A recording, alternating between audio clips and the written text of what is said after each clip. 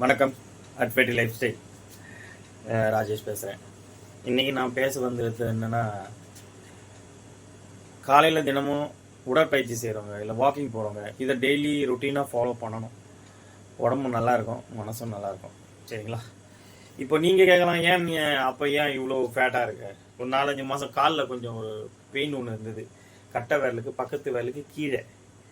அந்த பெயினுக்காக நான் ஒரு டாக்டர் அறிவுரையின்படி ஒரு 4-5 மாதம் வாக் பண்ண விட்டேன். ஓவர் ஃபேட் ஆயிடுச்சு. So coming to the point, இப்போ நான் மறுபடியும் என்னோடய வாக்கிங் ஜேர்னியை ஸ்டார்ட் பண்ணலான்னு இருக்கேன்.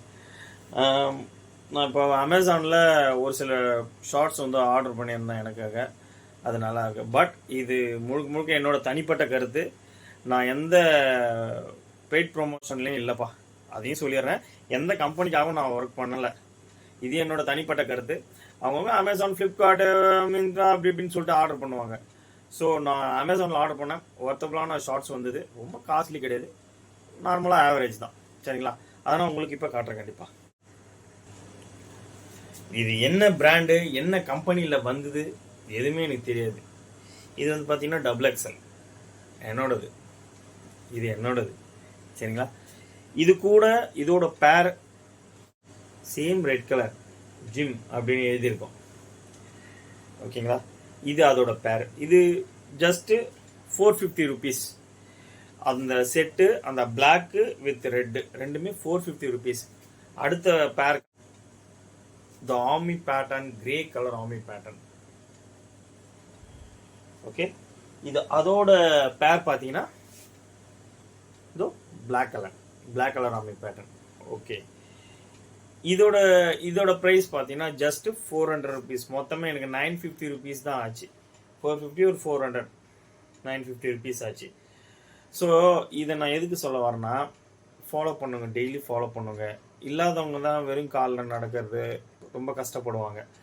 நம்ம வந்து கொஞ்சம் மாத வருமானம் ஈட்டுறவங்க கண்டிப்பாக வாக்கிங் வந்து கொஞ்சம் ஃபாலோ பண்ணிங்க. நான் உங்களுக்கு அறிவுரை சொல்கிற அளவுக்கு பெரிய ஆள் இல்லை. ஏன்னா நான் பெரிய யூடியூபர்ஸ் கிடையாது. நான் எந்த விதமான கம்பெனிக்கும் ஒர்க் பண்ணலை.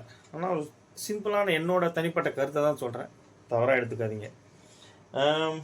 மற்றபடி பார்த்தா டெய்லி வாக் பண்ணுங்கள், உடம்புக்கு ரொம்ப நல்லது. நல்லா கையை வீசி நடங்க. ஹெல்த் இஷ்யூ இருக்காது, உங்களுக்கு எந்த பிரச்சனையுமே இருக்காது.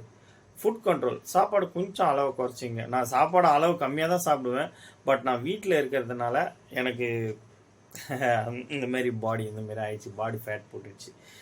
நான் கொஞ்சம் கண்ட்ரோலாக தான் இருந்தேன். பட் கேலரிஸ் பேர்ன் ஆகாமல் இருக்கிறதுனால கூட இந்த பிரச்சனை இருக்கலாம் இல்லையா?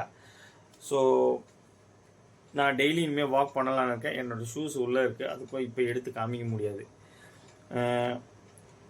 மறுபடியும் உங்களை நான் ஏதாவது அவுட்டர் சைடில் வாக் பண்ணும்போதோ இல்லை ஜாக் பண்ணும்போதோ உங்களை நான் மீட் பண்ணுறேன். வணக்கம்.